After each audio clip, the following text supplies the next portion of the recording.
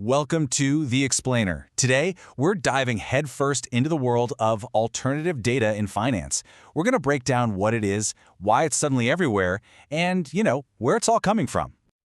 All right, so to really get our heads around this, we're going to tackle 5 key questions, and we'll kick things off with the most basic one. Okay, let's get right into it. To really understand why everyone's so interested in this stuff, we've got to first talk about what's wrong with the old way of doing things. And this really is the heart of the matter, isn't it?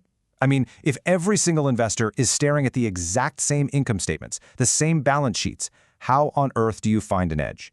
It becomes almost impossible. And that's exactly where alternative data comes in to shake things up. Yeah, this is a great way to think about it. Imagine traditional data, your classic earnings reports, as the main features of a person's face. You get a pretty good general idea, right? But if you really want to find that unique advantage, you've got to zoom in and see the finer details. And that's the perfect analogy. Alternative data is like looking at the face pixel by pixel. Suddenly, you have this incredibly detailed, high-frequency information. Think about it. Instead of waiting 3 months for a quarterly report, you could be looking at real-time sales indicators. It's all about spotting those hidden patterns before anyone else does. Okay, so we get it. The goal is to get a sharper, faster picture. But you hear the term alternative data thrown around all the time, and a lot of people mix it up with big data. They're related, for sure, but they are not the same thing. So here's the key difference. Big data is really about the qualities of the data itself. Its massive volume, its speed, its variety. But alternative data is all about the source. It's about where the data comes from, specifically from places completely outside the usual financial universe. And that's the really fascinating part. This data was never meant for Wall Street. It's the byproduct of, everything else. Business operations, how we shop, the technology we use every day. And smart analysts are figuring out how to take all that information and use it to make financial predictions. And when we say diverse, we mean it. I mean, look at this. We're talking about everything from using mobile phone data to see how many people are actually walking into a store, all the way to using satellites to literally watch economic activity from space. It's wild. Now, you can't just plug this stuff in and go. It's not that simple. The data comes in all sorts of shapes and sizes. And as you can see, while some of it is nicely structured, a huge chunk is just raw information that needs a ton of work, a lot of cleaning and processing before you can get any useful insights or what they call signals out of it. So, with all these different sources and messy formats, you can imagine it's pretty complex to actually use. Which leads to our next big question. Who is actually doing this? Who are the big players adopting it?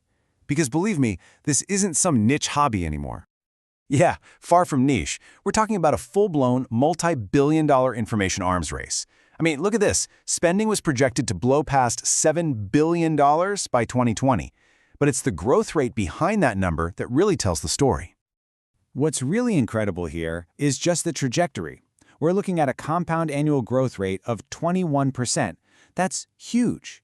This tells you it's not just a few firms dabbling or experimenting anymore. No, this is a deep, fundamental shift in how the entire industry operates.